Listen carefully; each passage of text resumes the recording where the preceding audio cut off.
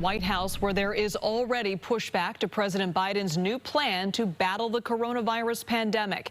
It includes a sweeping vaccine mandate for millions of Americans. CBS reporter Skyler Henry has the new federal requirements that will affect about 100 million Americans. Skyler? Hey, Liz, good evening to you. Well, the president certainly doing his part to try to slow the spread of the coronavirus. Part of that means working with the Labor Department to create a rule that requires all employers that have more than 100 employees either have a vaccination requirement or require weekly testing. President Biden's plan for tackling the COVID pandemic is a six-step approach, focusing on public health, schools, and the economy. We have the tools to combat COVID-19. And a distinct minority of Americans, supported by a distinct minority of elected officials, are keeping us from turning the corner. The president signed an executive order requiring federal executive branch workers be vaccinated. Another extends the same standard to employees of contractors that do business with the federal government. If a federal worker fails to comply, they will go through the standard HR process, which includes counseling and face disciplinary action. The White House says the Labor Department is developing a rule that businesses with more than 100 employees require vaccination or weekly testing. The administration is also calling on states to adopt vaccination requirements for employees that work at schools. We're going to protect vaccinated workers from unvaccinated co-workers. Last week, more than 252,000 children nationwide tested positive for COVID. The Los Angeles School Board is now the first in the nation to mandate the vaccine for students 12 and older in order to attend in-person instruction and activities.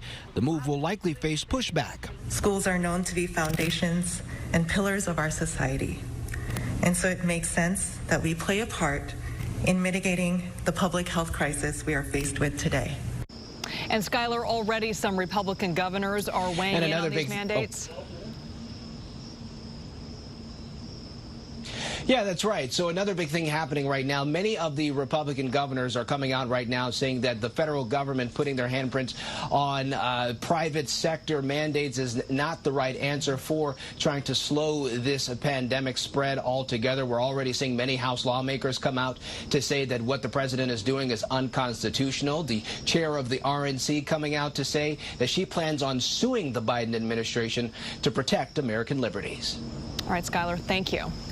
A lot of fallout here. We want to get more on the political implications of the president's new vaccine mandate. We are joined by Donna Crane, San Jose State University political science professor. Professor Crane, thank you for joining us. This is a big announcement from the White House. Why are they doing it now? I think they're doing it now for 3 or 4 different reasons. First of all, of course, the Delta variant of this pandemic is not subsiding. The numbers continue to be really alarming. Second, I think they were probably waiting for the FDA to grant approval, like official approval, final approval on one of the vaccines, which just happened last month. I think third, they were looking for a little bit of maybe political cover from big companies that are taking these same actions to require vaccination or testing on their own. And I think fourth, it's possible they had something like this queued up and ready to go during August, but August was spent mostly working on Afghanistan. So I think that's possible. Well, of course, there are going to be those who see this as the federal government overstepping the authority. What exactly are the implications politically now for the White House? Yeah, I mean, one of the things we talk about in my class is that the Constitution is not super clear about the full scope of executive authority. So we fight about this all the time.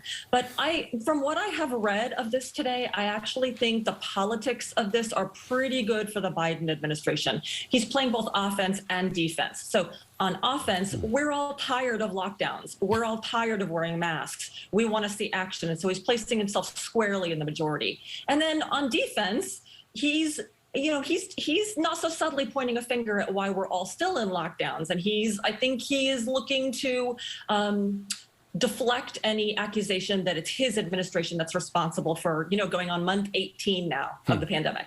Yeah, ratchet it up. Okay. All right, Professor Crane, thank you.